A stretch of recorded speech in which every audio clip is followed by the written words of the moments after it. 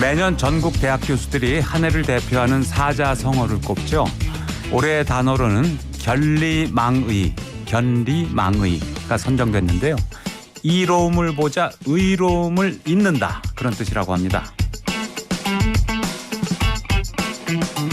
우리 사회가 각자의 이익을 쫓느라 의로운 가치를 상실하는 시대가 되었다는 의미인데요.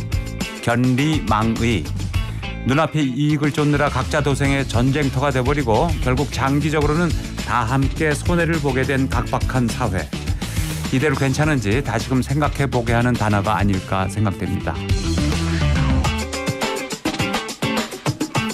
오늘도 TBS 앱 또는 50원 유료 문자 샵 0951 열어놓겠습니다.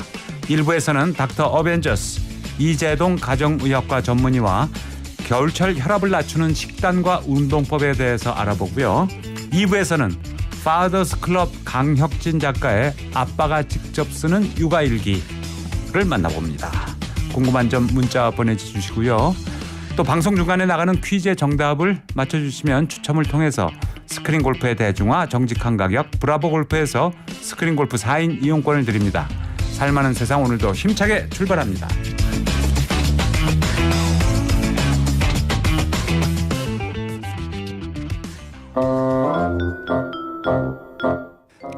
떴다. 뭐가? 떴다. 대체 뭐가 떴어? 상암동에 떴다. 닥터 어벤져스!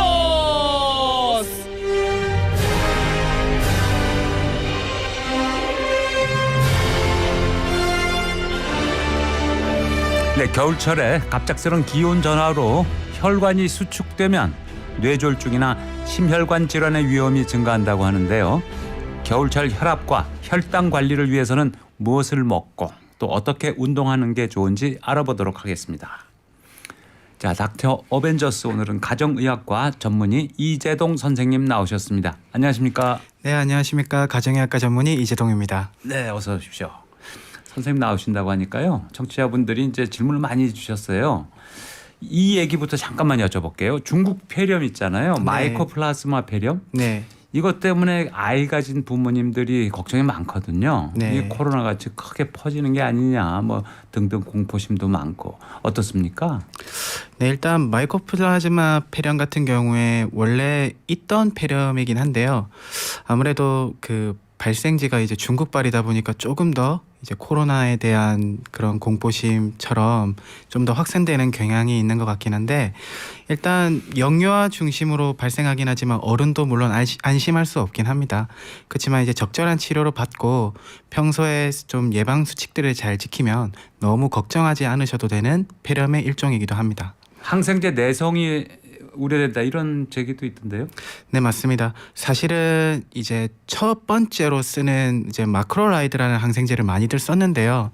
이제 점점 더 이런 마이코플라즈마 폐렴 같은 경우에 이 항생제가 통하지 않는 경우가 발생했었고요. 다만 그런 항생제가 아예 치료 효과가 없는 것도 아니고, 일단 그 항생제의 치료 효과가 없다면 2차적으로 쓸 수 있는 항생제도 물론 있기 때문에 너무들 염려는 안 하셔도 될 것 같습니다.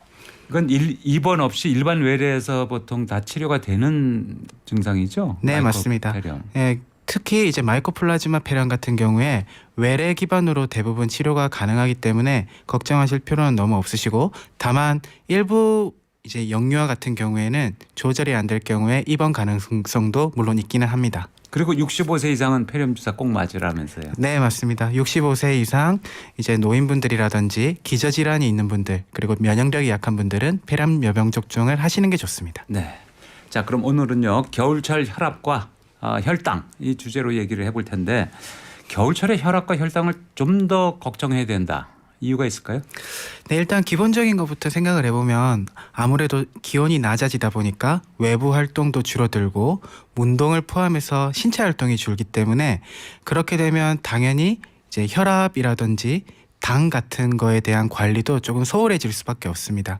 그렇지만 조금 더 혈압에 대해서 말씀을 드리게 되면, 겨울이 되면 혈관이 수축하게 되고 탄력도가 떨어지면서 경직도도 많이 올라가게 됩니다. 그렇기 때문에 자연스럽게 혈압이 좀 더 조절이 안 되고 올라가는 경향이 생기게 되죠. 겨울에는요. 네, 맞습니다. 네. 그러면 겨울철에 약간 올라간다고 그래서 그게 뭐 바로 질병이 되고 그런 건 아닐 거 아니에요. 근데 그래도 더 조심은 해야 된다. 네, 맞습니다. 근데 겨울철에 말이죠. 이른 새벽에 운동 나가셨다가 쓰러지고 이런 어르신들도 꽤 있거든요. 네, 맞습니다. 사실 앞서 말씀드린 것처럼 이제 혈관의 탄력도가 떨어지고 경직도가 올라가면서 혈압이 올라가게 되는데 우리가 이제 혈압이라는 걸 좀 생각해 보면 24시간 동안 조금씩 변하게 됩니다. 네. 이제 주무시는 시간에 좀 떨어졌다가 새벽에 일어나면서 활동하게 되면 혈압이 올라가게 되는데 안 그래도 그런 혈압의 원리를 생각해 보면 올라가는 시간인 새벽에 겨울이라는 특성까지 더해지게 된다면 조금 더 혈압이 평소보다 훨씬 올라가게 될 수 있는 거죠. 그렇게 되면 이제 평소에 혈관 관리가 되지 않았던 분들 같은 경우에는 심장이라든지 뇌 쪽에 있는 혈관들에 영향을 미쳐서 굉장히 응급한 질환으로 발생할 수도 있게 되는 거죠. 고혈압 합병증으로 인한 사망이 겨울철에 많다. 특히 두드러지는 것 같습니다. 예, 그게 이제 겨울철 새벽이 더 조심해야 되는 시기군요. 네, 맞습니다. 자, 그럼 여기서 퀴즈 하나 드리고 가겠습니다. 오늘 이재동 선생님과 겨울철 혈압 이야기하고 있는데요. OX 퀴즈입니다. 선생님 문제 주시죠. 네, 문제 드리겠습니다. 사우나를 하면 혈압을 낮출 수 있다. 맞으면 O, 틀리면 X로 답해 주시기 바랍니다. 사우나를 하면 혈압을 낮출 수 있다. 맞으면 O, 틀리면 X. 문자 주십시오. 네. TBS 앱 또는 50원 유료 문자 샵 0951로 정답을 보내주시면 추첨을 통해서 선물 보내드리도록 하겠습니다. 자, 그러면 겨울철 혈압을 예의주시하려면 24시간 동안 조금 변화가 있다는데 그럼 자주 재봐야 됩니까? 네, 사실 위험군에 해당되거나 평소에 고혈압 전 단계 이런 것들을 좀 진단 받으신 분들은 좀 자주 재시는 게 도움이 될 것 같습니다. 예를 들면 조금 체중 조절이 되지 않거나 가족력이 있거나 40대 이상이 되신 분들 아니면 앞서 말씀드린 것처럼 평소 건강검진에서 고혈압 전 단계에 해당된다고 말씀을 들으신 분들은 조금 자주 재보시는 게 도움이 될 것 같습니다. 그런데 자주 쟀을 때 어떤 때는 낮게 나오고 어떤 때는 높게 나오면 어떤 걸 기준으로 자기가 판단을 해야 되나요? 일반적으로 저희가 혈압을 측정하게 될 때 올바르게 측정했는지부터 먼저 점검을 해봐야 될 것 같습니다. 그 내용을 조금 설명을 드리면 일단 병원에 오시더라도 바로 혈압을 측정하시는 분들이 많은데 최소 5분 이상은 조금 안정된 상태에서 커피라든지 그리고 흡연이라든지 음주 이런 것들을 하지 않은 상태에서 측정을 해야 되고요. 그리고 그 혈압 같은 경우에도 한 2차례 정도 측정을 해서 적어도 2분 정도 간격을 두고 평균을 재보는 게 가장 정확할 것 같습니다. 네. 그리고 화를 내거나 흥분을 해도 좀 올라가겠죠. 네, 맞습니다. 스트레스를 받으면 당연히 올라가게 됩니다. 네. 제가 아는 분은요 겁이 많아가지고요. 집에서 혈압 잴 땐 괜찮은데 병원만 가면은 점점 겁이 나고 혈압이 점점 올라가요. 네. 그 주사도 못 맞고 네. 막 치료도 못 받고 다시 돌아오는 경우도 있었어요. 네, 굉장히 생각보다 흔한 케이스입니다. 저희가 고혈압이라고 생각되는 분들의 한 10% 정도가 그런 이제 지인분의 케이스에 해당될 것 같은데요. 공식적인 의학 용어도 있습니다. 백의 고혈압이라고 하는데요. 본인도 모르게 조금 긴장을 하거나 스트레스를 받아서 평소에 집에서라든지 다른 데서 재면 혈압이 정상인데 병원만 오면은 흰 가운을 보면 네. 이 혈압이 올라가는다고 해서 백의성 고혈압입니다. 그럼 그런 사람들은 어떻게 합니까? 네, 그래서 그런 분들을 조금 감별을 잘 해내야 되기 때문에 네. 진료실에서 이렇게 일시적으로 나왔다고 저희가 혈압약을 바로 처방하진 않고요. 네. 혹시 평소에 가정혈압을 재보신 분이라면 네. 그런 혈압을 조금 여쭤보고 만약에 그런 경험이 없다면 24시간 동안 저희가 혈압을 측정하는 기계가 있습니다. 네, 이렇게 팔에 감싸면서는 퍼프를 들고 하는 기계가 있는데요. 그런 검사를 통해서 이게 진짜 고혈압인지 가짜 고혈압인지 정확하게 감별해낼 수 있습니다. 그걸 주고서 이제 집에 가서 그걸 달고 있어라. 네, 맞습니다. 그렇게 하는군요. 저희가 이제 OX 퀴즈로 문제를 드렸더니 아주 팽팽하게 답을 보내주시고 계십니다. OX 팽팽한데요. 문제는요. 사우나를 하면 혈압이 떨어진다. 맞느냐 틀리느냐가 문제입니다. 답변 보내주시고요. 그런데 집에 혈압계가 만일 없다. 사두고 수시로 자기가 재는 게 좋겠죠? 네, 맞습니다. 사실 이제 부모님께도 굉장히 좋은 선물이 될 수 있을 것 같기 때문에 부모님도 좀 선물로 드리면 좋을 것 같고 본인도 어느 정도 나이가 차면 예를 들면 40대 이상이 되었다는 생각이 들면 조금 구비를 해두는 게 도움이 될 것 같습니다. 근데 옛날식 이제 수은 채운 게 겨드랑이에 끼는 것도 있고요. 무슨 귀에다 꽂는 것도 있고 이마에다 대는 것도 있고 다양하게 있는데 어떤 게 더 좋습니까? 저는 그 팔에다 두르는 이제 퍼프 혈압계가 가장 좀 가정에서 쓰기에 좋다고 생각하고요. 아, 제가 잘못 말씀드렸. 이거 채용계를 말씀드렸고. 네. 예, 예. 네. 그래서 그것 같은 경우에도 정확하게 재셔야 되는데 진료실에 올 경우에는 팔을 가슴 정도 높이에 두고 측정하는 게 가장 정확한데요. 네. 가정 혈압계 같은 경우에는 누워서 측정하는 게 정확합니다. 누워서. 네, 퍼프 기계로 누워서 측정하는 게 좋고 일어나셔서 오전 8시 전후로 식사 전에 측정하는 게 가장 정확합니다. 네, 그렇군요. 진료실 혈압, 가정 혈압, 활동 혈압, 24시간 활동. 이 혈압도 용어가 여러 가지가 있나요? 네, 맞습니다. 그래서 이 혈압이 계속 시시각각으로 변하기 때문에 그렇게 두는 거고 앞서 말씀하셨던 것처럼 진료실 혈압 같은 경우에는 병원에 내원했을 때 측정하는 혈압, 가정 혈압은 집에서 측정하는 혈압, 그리고 24시간 동안 측정하는 혈압은 말씀드린 것처럼 이분이 진짜 고혈압인지 아닌지 감별하기 위해서 24시간 동안 이렇게 팔에 퍼프를 두르고 측정하도록 해서 측정하는 혈압입니다. 네. 그러면 말이죠. 겨울철은 혈압이 좀 올라갈 가능성이 높다. 그러면 체온을 잘 유지하는 게 도움이 될까요? 굉장히 도움이 될 것 같습니다. 이제 체온이 떨어지게 될 경우에 앞서 말씀드린 것처럼 이제 혈관이 수축되는 효과가 있기 때문에 네. 혈관이 조금 더 그런 혈압이 올라가는 거라든지 내려가는 거에 취약해집니다. 네. 그래서 겨울철에는 혈압이 올라가게 되는 거겠죠. 네. 청취자 질문인데요. 저는 집에서 혈압을 재면 항상 정상인데 병원만 가면은 혈압이 높게 나와서 약을 먹으라고 합니다. 병원에서 잴 때와 집에서 잴 때 왜 이렇게 혈압이 다릅니까? 약간 설명을 해준 부분인데요. 네. 그 겁이 나서 흥분해서 그런가요? 그게 사실 생각보다 본인도 모르는 사이에 그러니까 인지를 하지 못한 상황에서 스트레스를 받는 분들이 정말 많고요.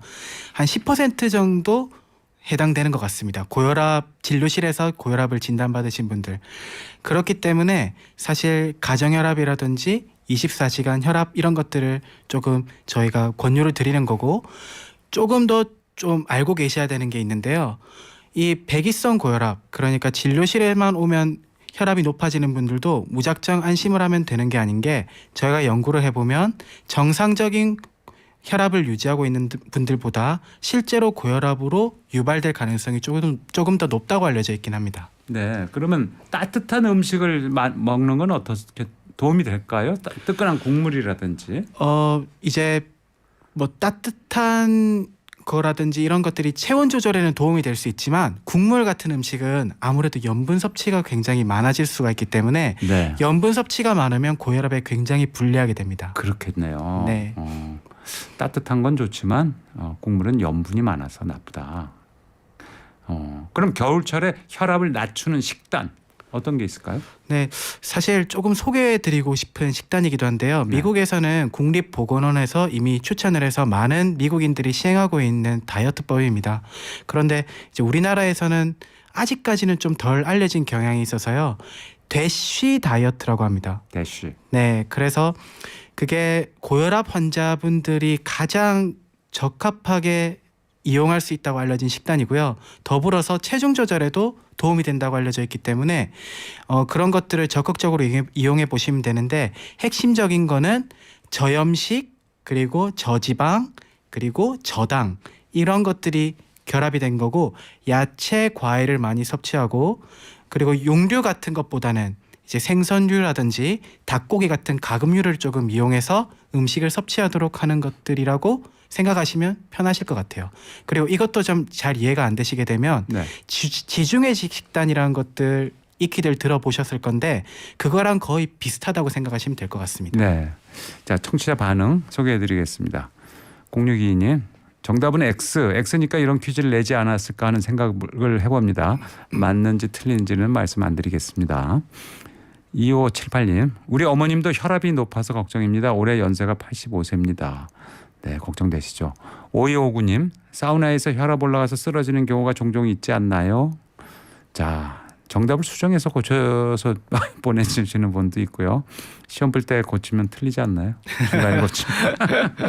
그런데 말이죠. 대시 다이어트라고 소개해 주셨는데 혈압, 혈당, 체중 조절 이게 다 좀 연결이 돼 있습니까? 네, 맞습니다. 그래서 당뇨, 고혈압, 고지혈증은 대사증후군으로 구분이 되는데 네. 결국에는 다 연관이 되어 있는 거기 때문에 사실 하나만 이렇게 관리한다는 느낌보다 전반적으로 관리가 잘 되어야 되고요. 실제로 고혈압이 있거나 뭐 그 고지혈증이 있는 분이 당뇨가 걸릴 확률이 높다든지 네. 이런 식으로 정상적인 분들보다 좀 더 유병률이 서로 높아지는 경향이 있기 때문에 네. 이런 것들이 처음부터 유병이 되지 않도록 예방하는 게 가장 중요하고요. 네. 가장 좋은 방법은 역시나 체중 조절입니다. 네. 자, 또 질문 들어와 있습니다. 7570님. 어머니가 젊어서는 저혈압이셨는데 60 넘어서 고혈압 진단 받고 약을 드십니다. 가족력 때문에 저도 걱정이 되는데 고혈압이 되지 않게 꼭 지켜야 할 게 있을까요? 네, 앞서 말씀드린 것처럼 체중 조절이랑 염분 섭취를 조금 최소한으로 좀 하는 게 좋을 것 네. 같고요. 구체적으로 10g 정도 이하가 되면 좋을 것 같습니다. 네, 그렇군요. 자, 7118님. 안녕하세요. 제가 혈압 약을 먹고 있는데요. 술 마신 다음 날 아침에 혈압을 측정하면 정상으로 나오다가 밥 먹고 오후가 되면 혈압이 올라갑니다. 이게 정상인가요? 이렇게 물어보셨어요. 술 마신 다음 날 혈압이 정상이 된다. 네, 이제 사실 질문을 생각해 보면은 조금 상황을 좀 더 구체적으로 알아야 될 것 같긴 한데요. 원래 혈압이라는 게 활동하는 오후 시간에는 보통 올라가게 돼 있긴 합니다. 네. 그리고 아무래도 정확하게는 저도 답변을 드리기가 힘들 것 같긴 한데 네. 사실 음주를 하시고 나면 그 다음 날에 높아지는 경우가 많아가지고 네. 제가 이 질문에는 정확하게 답변을 드리기가 네. 힘들 것 같습니다. 병원에 가보셔야 네. 정확하게 이제 알 수가 있으실 것 같은데. 네. 또 혈압약은 한 번 먹기 시작하면 절대 끊으면 안 되고 죽을 때까지 먹어야 된다는 게 맞는 말인가요? 먹다가 안 먹으면 간이 망가진다 뭐 이런 썰도 들었는데 이 말도 맞나요? 이렇게 물어보셨어요. 사실 고지혈증 같은 경우에는 약을 한번 먹으면 끊기가 정말 쉽지 않은 것 같습니다. 네. 그렇지만 고혈압 같은 경우에는 앞서 말씀드린 것처럼 체중 조절이라든지 염분 섭취에 대해서 조금 노력을 하신다면 약을 끊는 경우도 종종 있고요. 끊지는 못하더라도 약이 더 늘어나는 것을 방지하는 데는 분명히 도움이 되는 것 같습니다. 네. 자, 혈압이 집에서 잴 때 말이죠. 맨 처음 잴 때는 높은데 자꾸 재다 보면 정상으로 내려오거든요. 처음에는 높아도 이게 괜찮은 건지 궁금합니다. 네, 아마 처음에 재셨을 때 우리가 혈압을 측정할 때 꼭 지켜야 되는 그런 사항들을 조금 소홀히 하시고 쟀을 가능성이 높을 것 같습니다. 그래서 일단 5분에서 10분 정도 충분히 안정을 취했는지, 커피를 마셨는지, 음주를 했는지, 흡연을 했는지 그런 것들을 조금 잘 확인을 해보고 측정을 해보셔야 될 것 같고요.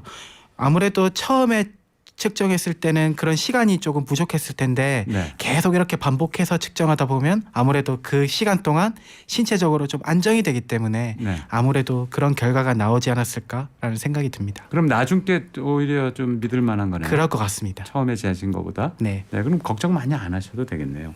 그런데 말씀이죠. 그 혈압과 체중 조절 이게 다 연결된다고 그랬는데 이게 아주 혈압이나 혈당 이런 게 심각한 상태가 아니면 체중 조절만 잘하면 상당히 정상으로 돌아올 수 있다. 그럴 수 있긴 한데 가족력이 있는 분들은 조금 다를 수 있을 것 같습니다. 가족력 있네. 네, 저희가 당뇨, 고혈압, 고지혈증은 항상 생각해야 되는 것들이 가족력이고요.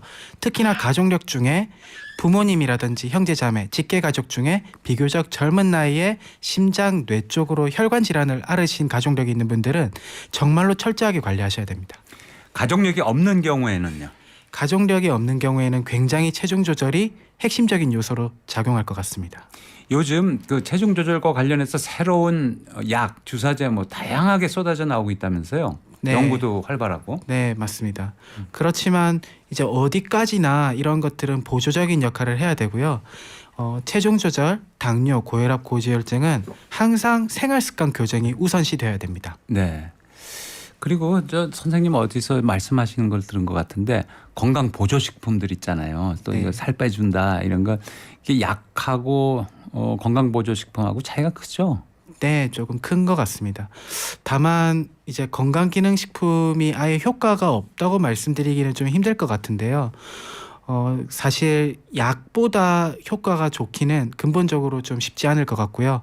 그리고 건강기능식품에 조금 너무 의존을 하다 보면 쓰게 되는 돈 같은 경우에도 만만치 않기 때문에 네. 그런 것들을 적절히 고려해서 필요한 것만 좀 섭취하시는 게 도움이 될 것 같습니다. 네, 자 그러면 혈압과 관련해서 겨울철 운동 아까 잠깐 말씀해 주셨습니다만 혈압 때문에 겨울철 운동하다 사고도 적지 않게 일어나는데 그럼 언제 하는 게 좋은가요? 아침, 낮, 초저녁? 네, 일단은 이른 새벽에 갑자기 워밍업도 없이 운동하는 건 반드시 안 하시는 게 좋을 것 같고요. 네.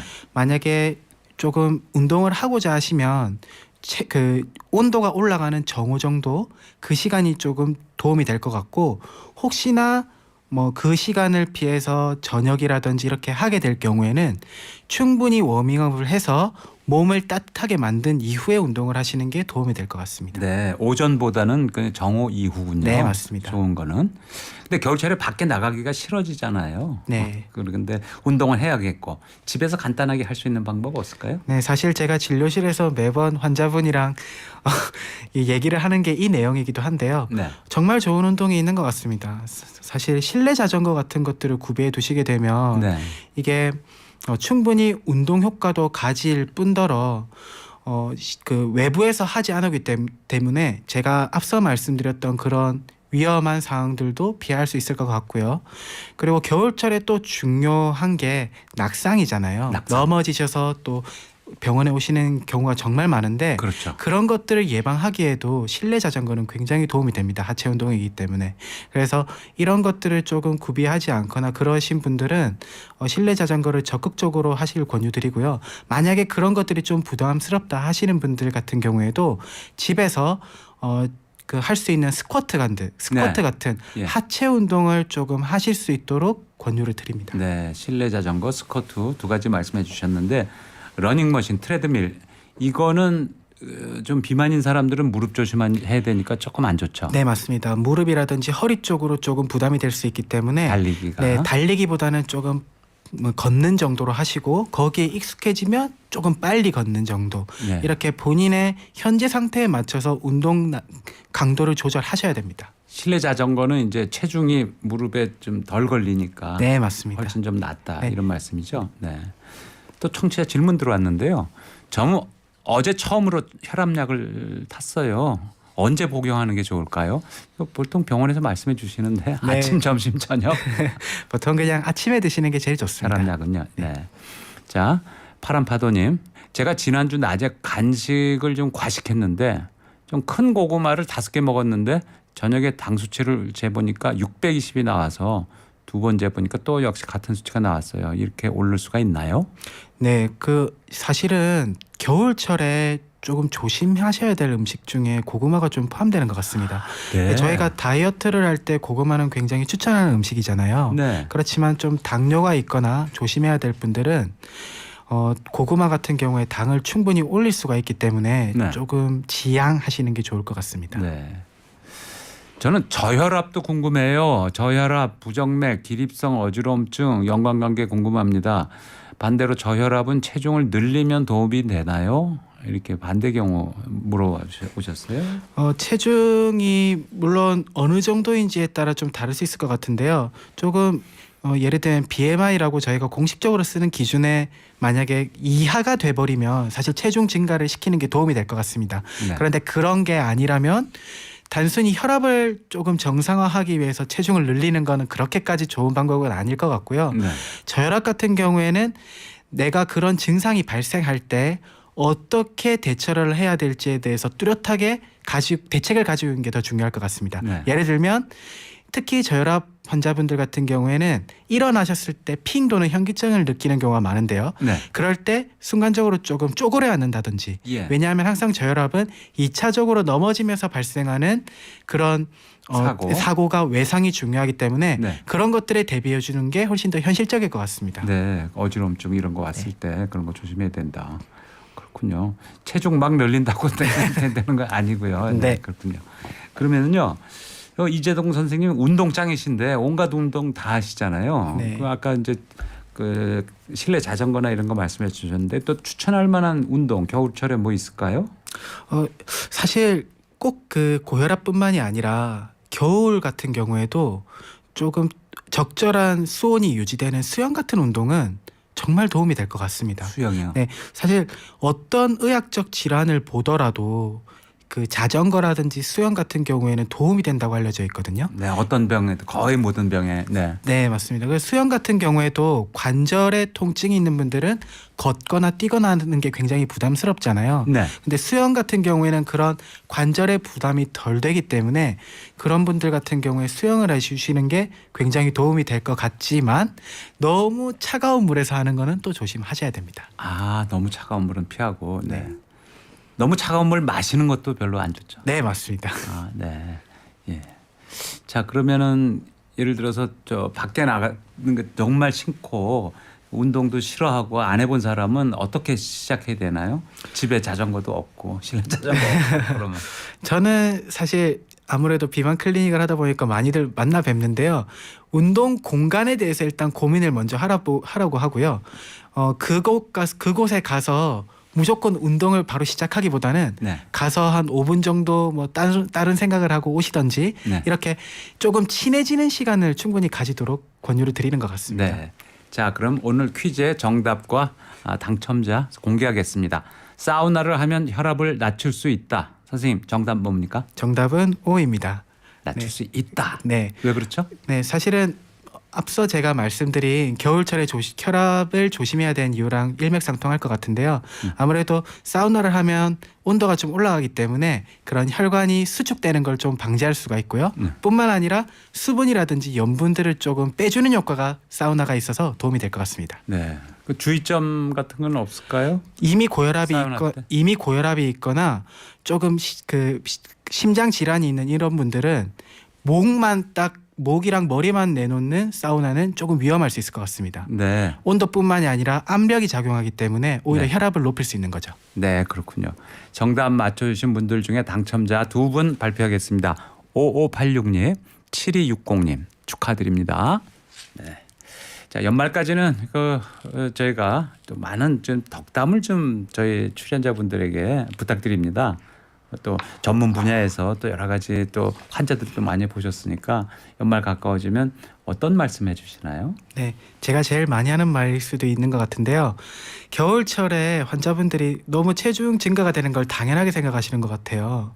그래서 겨울이니까 찌고 여름이니까 빠졌다는 말씀을 많이 하시는데요. 절대 그런 거 없습니다. 네. 겨울철에도 체중 조절을 잘 해야 혈압뿐만이 아니라 당뇨, 고지혈증도 관리가 잘 되니까 겨울철에도 방심하지 마시고 식단 관리, 운동 꼭 해주시길 부탁드립니다. 네, 지금까지 이재동 가정의학과 전문의와 이야기 나눴습니다. 선생님 오늘 감사합니다. 감사합니다. 교통정보 듣고 돌아오겠습니다. 지금 시각 11시 28분입니다. 당신이 있는 곳에 TBS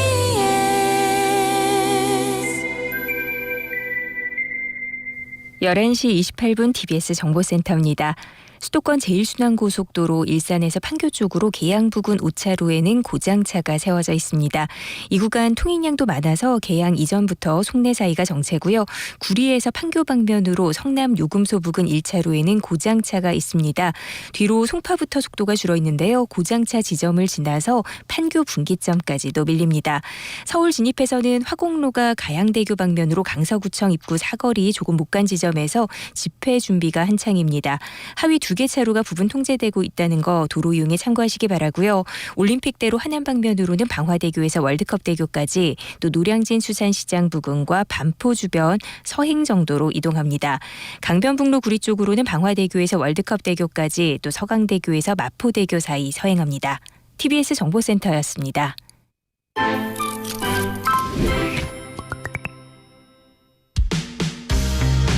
잠시 뒤 TBS 고품격 교양 프로그램 살만한 세상 서주원입니다. 2부가 시작됩니다.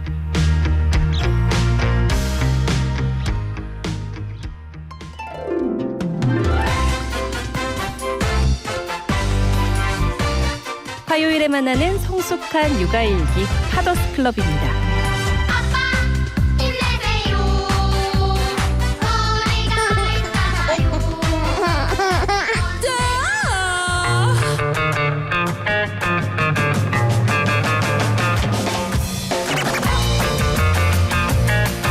살만한 세상 2부에서는요.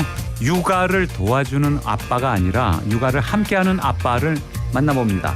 하루하루 아이를 키우는 소중한 순간을 기록하고 뉴스레터로 발행해서 폭발적인 인기를 누리고 있는 아빠의 육아일기 주인공을 이 자리에 모셨습니다. 강혁진 작가님 안녕하십니까? 안녕하세요. 반갑습니다. 네, 어서 오십시오. Sunday Fathers Club 네. 이런 걸 만드셨는데 무슨 뜻일까요? 네. 저는 일단 제 소개를 먼저 좀 드리자면 저는 지금 너무나도 사랑스러운 28개월 아이 남자아이 이설을 키우고 있는 강혁진이라고 하고요. 네.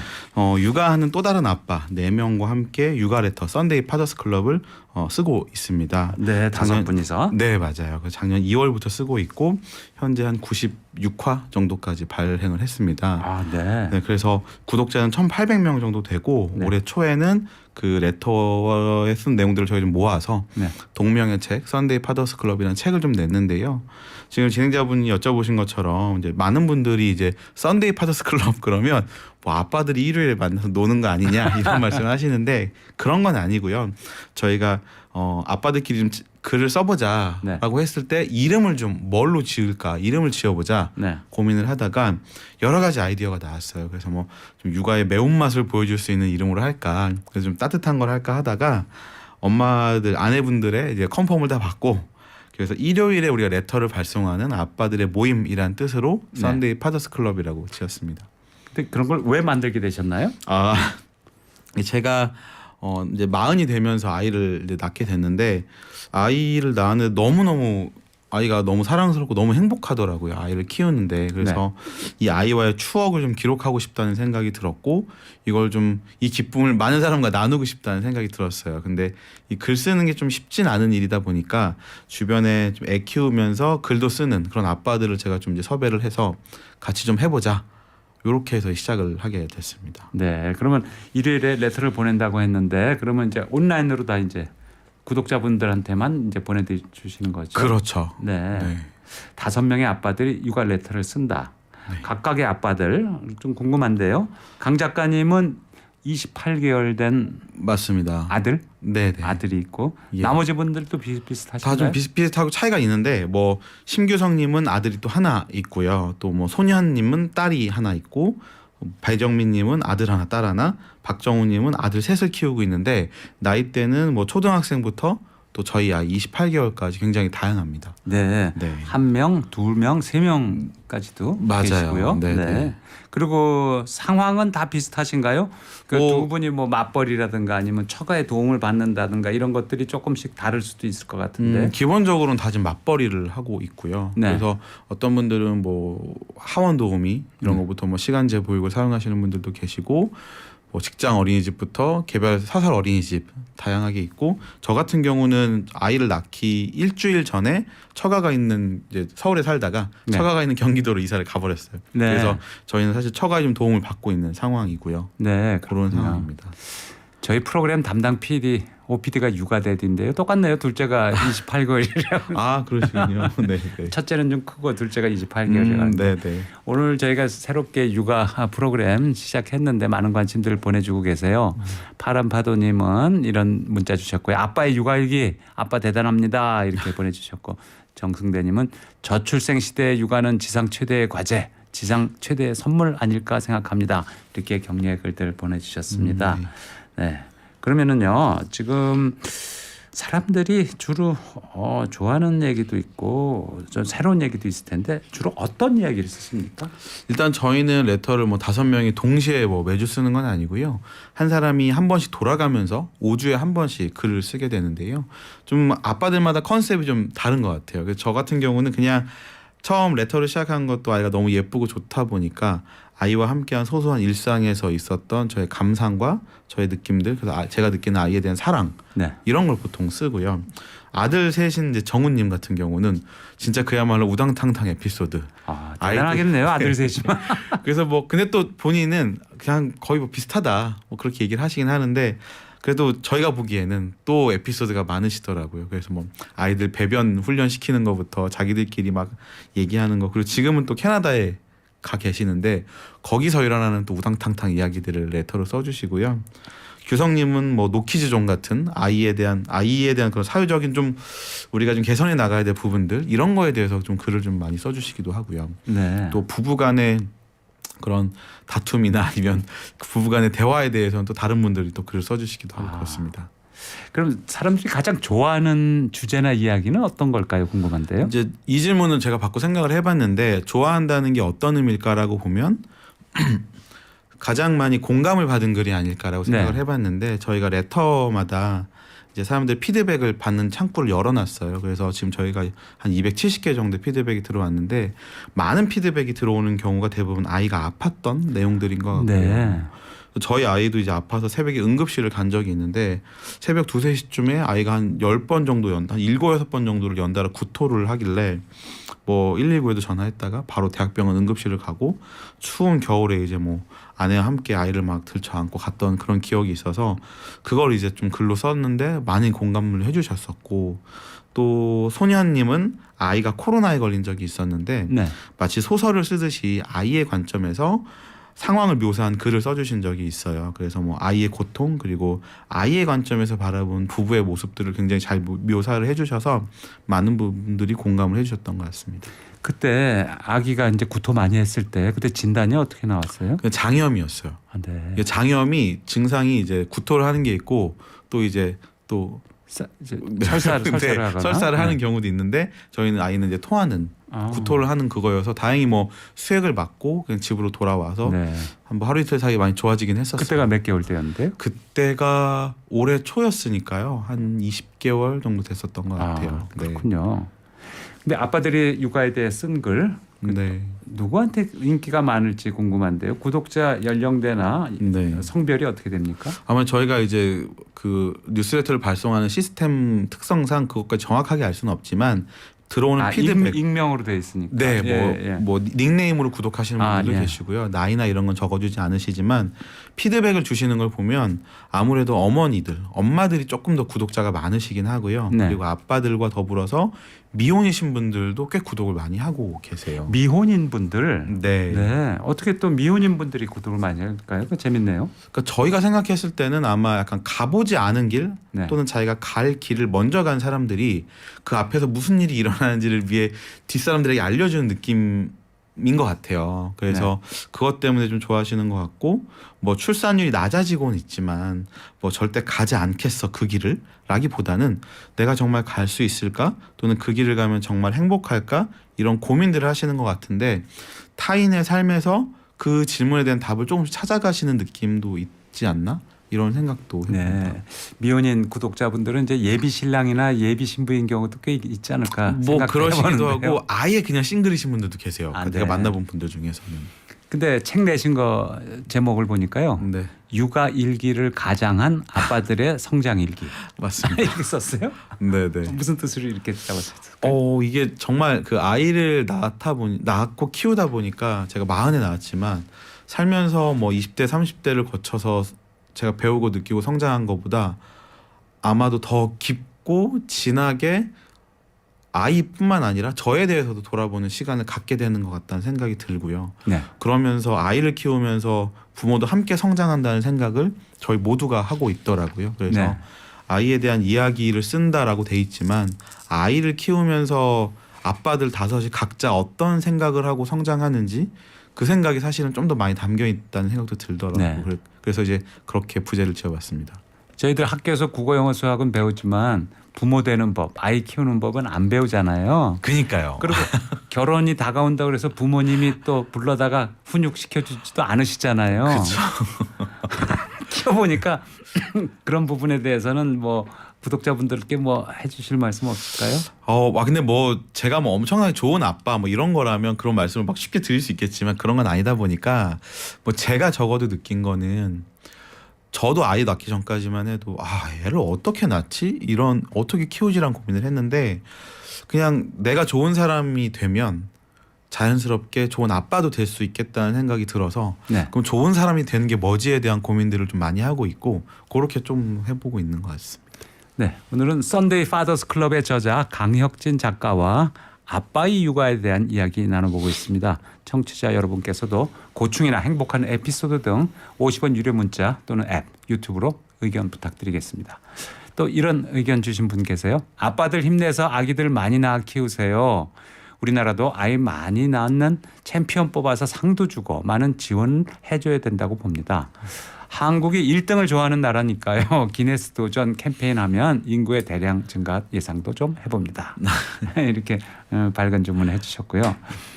또 육아에 대해서 좀 진솔한 얘기가 전해지고 강혁진 작가님이 쓴 글 중에 이런 게 있어요. 애가 있으니까 12,000배 행복하다. 네. 공감이 많이 되는 부분인데요. 아이가 있기 전과 후 어떻게 달라지셨어요? 아무래도 좀 아이가 있기 전과 후는 아무래도 책임감의 차이가 좀 많이 달라지는 것 같고요. 그냥 아내와 둘이 살거나 또는 저 혼자 살 때와는 다르게 삶에 대해서 좀 더 많은 것들을 진중하게 책임져야겠다는 생각들이 더 많이 드는 것 같고요. 그리고 아이를 책임져야 한다는 데서 오는 책임감과 더불어서 앞서 말씀드린 내가 좋은 사람이 되어야 된다는 책임감, 이 두 가지가 공존하는 것 같습니다. 정말. 근데 그 과정에서 정말 이미 아시겠지만 정말 아이 얼굴을 보면 그 12,000배 이상의 내 삶의 행복의 역치가 이렇게까지 높아지고 그 한계치가 이렇게 높아질 수 있구나라는 거를 새삼 매일 느끼는 것 같습니다.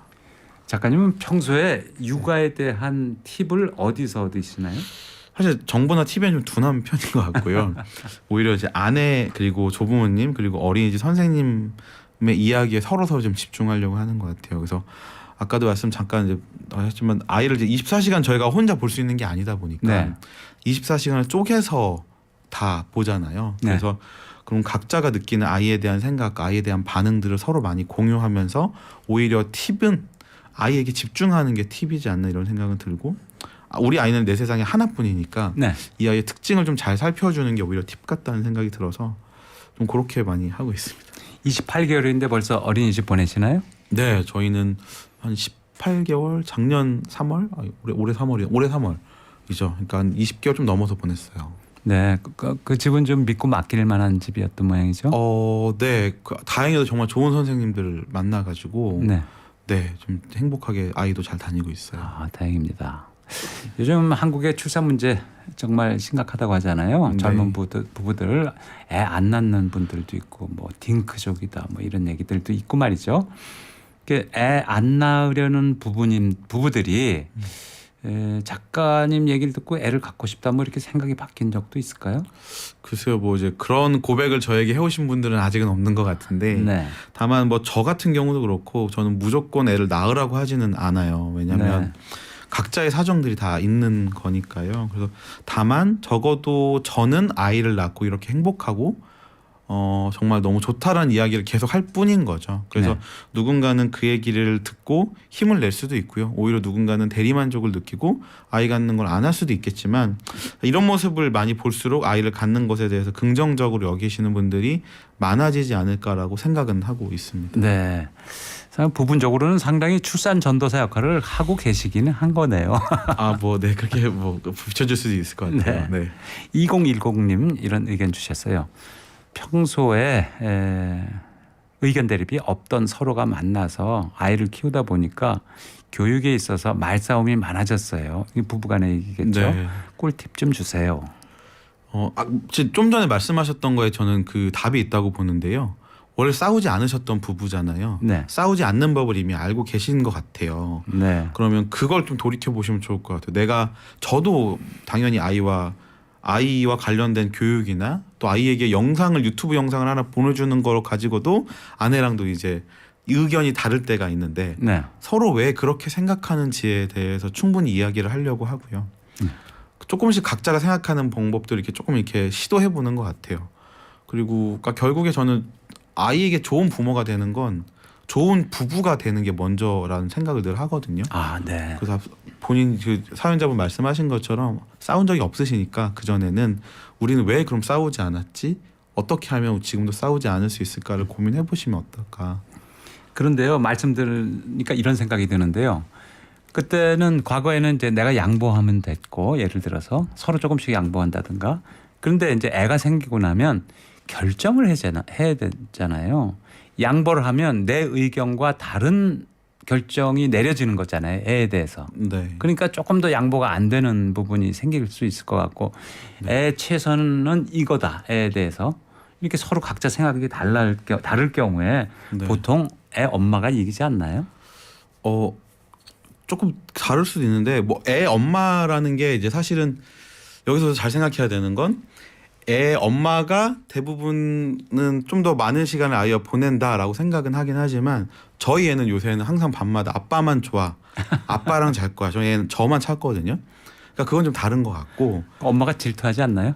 포기했죠. 그래 아빠랑 살아라 이제 이러고 하는데 사실은 그 서로 의견 대립이 있을 때 이게 내가 생각하는 게 옳다고 주장하는 것이지 네. 실제로 그게 아이에게 좋은지 아닌지는 알 수 없잖아요. 네. 아이가 어떤 삶을 살고 어떤 걸 선택하더라도 그게 잘 발현되고 성장시키면 되는 거고 꼭 내 생각이 맞다는 생각을 버려야 되는 것 같아요. 네.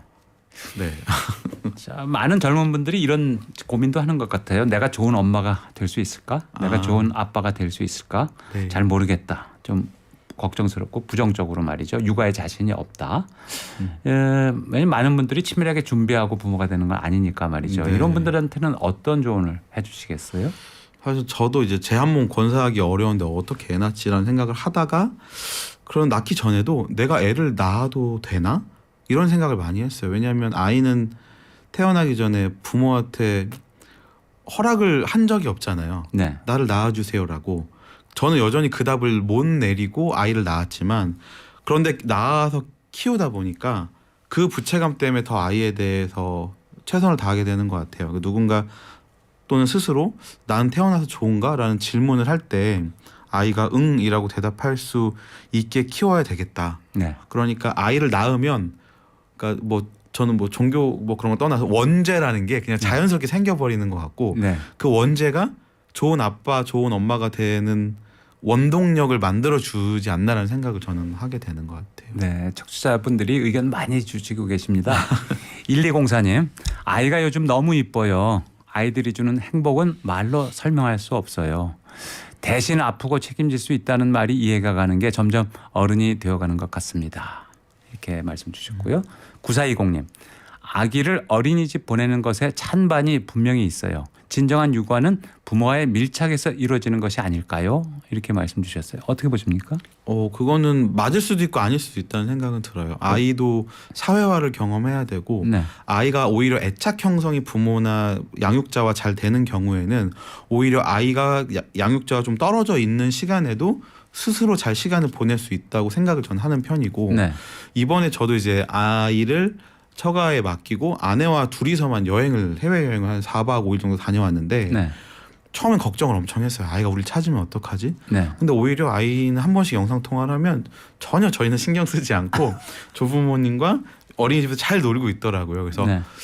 정말 시간을 오래 보내면 보낼수록 좋은 것인가 네. 또는 짧게 보내더라도 높은 질로 아이와 함께하는 것이 좋은가 네. 이건 조금 고민해볼 필요가 있는 것 같습니다. 9771님 의견 주셨는데요. 전 4남매의 아버지인데요. 아이들을 잘못된 길을 갈 때 바로 잡아주는 역할만 했어요. 좀 허전하고 애틋한 아버지 마음이 느껴지는데요. 많이 장성하셨을 것 같아요. 4남매가. 그러게요. 네. 네. 이런 분들 앞에서 제가 육아 얘기를 한다는 게 되게 조심스럽고 되게 부끄러운 일이긴 하지만 근데 저는 요 분처럼 아이를 키우고 싶어요. 네. 그러니까 아이를 어떻게 해라가 아니라 이것만은 하지 말고 나머지는 다 해봐라. 네. 그렇게 저도 키우고 싶은 생각이 있습니다. 네. 0301님 책임감이 생김으로 인해서 어른이 되는 것이겠죠. 아이를 키움으로 힘든 면도 없지 않지만 나이가 들면 들수록 아이들로 인해 얻는 행복은 수십 배 크다는 걸 좀 알았으면 좋겠습니다. 이 세상에 태어나 날 닮은 이쁜 아이를 품는다는 건 얼마나 큰 행복인지 경험을 해봤으면 좋겠습니다. 잡초도 씨를 뿌립니다. 이렇게 네. 얘기해 주셨는데요. 자, 육아를 굉장히 열심히 하시는데요. 강 작가님이 아빠로서 주 양육자다 이렇게 보실 수 있을까요? 그 표현은 조금 어려울 것 같아요. 네. 뭐 공동 누가- 양육자. 그렇죠. 네. 근데 아빠가 주 양육자가 되는 분들도 계실 거 아니에요. 뭐 주양육자인 시절을 보내시는 분도 계시겠죠. 네. 육아휴직을 아빠가 해서 네. 엄마가 직장을 다니고 아빠가 아이와 더 많은 시간을 보내는 경우에는 그 시기엔 아빠가 주양육자가 될 수도 있을 것 같고요. 아빠가 주 양육자가 되거나 아니면 50대 50으로 부부가 이제 공동 양육자가 되거나 이럴 때 힘든 일도 많이 생길 것 같아요. 뭐 각자 힘든 점이 좀 있겠지만 뭐 개인적으로는 두 가지인 것 같습니다. 멘탈과 체력. 그래서 아이가 신생아일 때는 사실은 무게도 안 나가고 하니까 힘든 거는 새벽에 깨고 할 때가 이제 체력적으로 힘든데 네. 그때 이제 막 멘탈이 무너지느냐 새벽에 자꾸 깨는 아이 그렇죠. 때문에. 그런데 그냥 아이의 웃음소리나 울음소리나 뭐 새벽에 깨는 거 이런 것 때문에 나의 멘탈이 흔들리지 않도록 잡아주는 게 좀 필요할 것 같고 네. 그리고 근데 요즘은 또 이제 반대로 또 체력이 좀 저는 개인적으로 힘든 것 같아요. 그래서 네. 아이가 15kg가 이제 넘어가고 있는데 계속 이제 졸리거나 뭐 하면 꼭 아빠를 찾아서 안아달라고 해서 그렇군요. 그게 좀 네. 자, 교통정보 듣고 돌아오겠습니다. 지금 시각 11시 51분입니다. 당신이 있는 곳에 TBS 교통정보입니다. 서울 도심으로 빚어지던 정체 확연히 풀렸습니다. 북부간선도로 구리 쪽으로는 묵동 나들목에서 하월곡 사이로만 정체되고 있고요. 이 구간을 제외한 나머지 구간으로 차량 소통은 잘 되고 있습니다. 의정부 가는 길 군자교 진안지점 1차로에선 안전 점검 작업하고 있습니다. 주변 일대 차량 소통 잘 되고 있지만 돌발 상황에 대비해 전방 주시 철저히 해주셔야겠습니다. 강변북로 구리 쪽으로는 마포대교 진안지점 1차로에서 공사하고 있고요. 공사 여파로 뒤쪽으로 성산대교부터 속도 떨어져 지나고 있습니다. 원효대교 벗어나면서 정체 없이 원활하게 소통되고 있습니다. 일산 가는 길 한남대교에서 한강대교 구간 서행으로 지나고 있고요. 올림픽대로 공항 쪽 영동대교에서 동작대교 사이 정체와 서행을 반복하며 지나고 있습니다. 하남 쪽으로는 큰 정체는 없는 상태지만 반포대교에서 영동대교 사이 속도가 풀렸다 줄었다를 반복하고 있다는 점 운행에 참고하시기 바랍니다. 지금까지 서울 시내도로 정보였습니다. 네. 아기 키우는데요. 이 주 양육자가 되기 위해서 가져야 될 마음가짐이 있다면 어떤 걸까요? 특히 아빠들 같은 경우에는 이제 그럴 때가 있어요. 남자들이 귀가 막힌다. 아내분들이나 여자분들 표현에서 그런 게 있던데 가장 중요한 건 애 울음소리가 들리거나 네. 아내가 도움을 요청할 때 그냥 엉덩이를 빨리 떼는 연습만 하면 되는 것 같아요. 빨리 그러면 움직여라. 네, 그냥 잘하든 못하든 부르면 달려가고 아이가 필요하면 달려가고 그래서 엉덩이를 좀 가볍게 하는 그런 노력들이 있으면 되지 않을까 생각입니다. 네. 아빠들의 멋진 육아 이야기 정말 훌륭하고 감동적이었는데요. 우리 작가님 같은 아빠들이 앞으로 좀 더 많아지지 않을까 이렇게 기대도 되는데 오늘 이렇게 방송 나오시니까 어떠셨어요? 뭐 아이에 대한 이야기를 나눌 수 있어서 일단 너무 좋았고요. 네. 혹시라도 아이를 키우는데 어려움을 겪고 계시거나 또 아이를 낳는 것이 걱정되는 분들에게는 오늘 제가 들린 요 짧은 이야기들이 좀 힘이 되었기를 아무쪼록 좀 바라겠습니다. 네. 작가님 그러면 또 다음 시간에 뵙고요.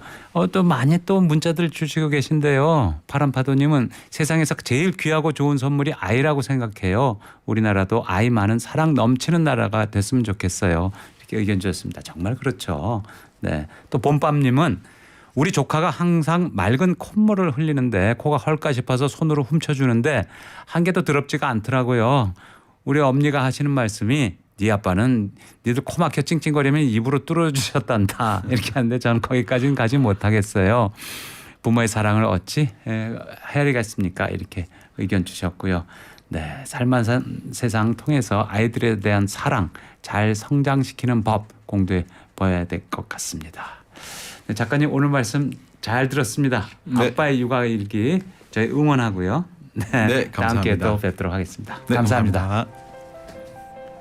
살만한 세상 서도원입니다. 오늘 방송은 여기까지고요.